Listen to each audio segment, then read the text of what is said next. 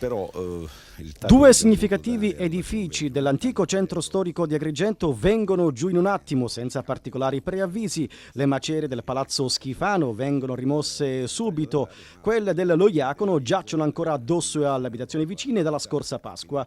Così scrive l'ingegnere di Agrigento Macchiarola, residente nella zona, che ricorda: sull'edificio Schifano non risulta che il comune, proprietario dell'immobile, sia mai intervenuto per interventi di messa in sicurezza. Il Palazzo Loiacono, invece, è stato più fortunato in quanto interessato per ben 2 volte da interventi di messa in sicurezza da parte dei tecnici comunali, con un costo complessivo di circa 500.000 euro, interventi che si sono rivelati nel giro di 2 anni inefficaci e inutili, visto il successivo crollo. Su questo crollo indaga la magistratura, che ha ipotizzato il reato di disastro colposo contro ignoti. Non risultano invece indagini in corso sugli altri crolli. Poi ecco il passaggio più importante. Macchiarola afferma: da tempo persone di varia estrazione mi proponevano l'ipotesi che il crollo dello Schifano sia stato causato volontariamente, anche attraverso l'applicazione di microcariche nei punti nevralgici. Dice la sua il sindaco Marco Zambuto, che ritiene inquietanti le dichiarazioni di Macchiarola.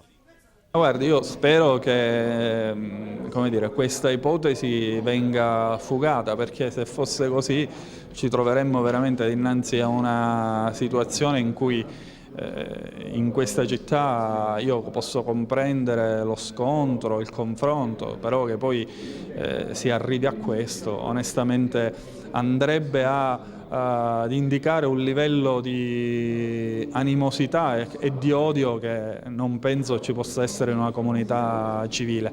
Comunque attendiamo con grande rispetto il lavoro che sta facendo la magistratura.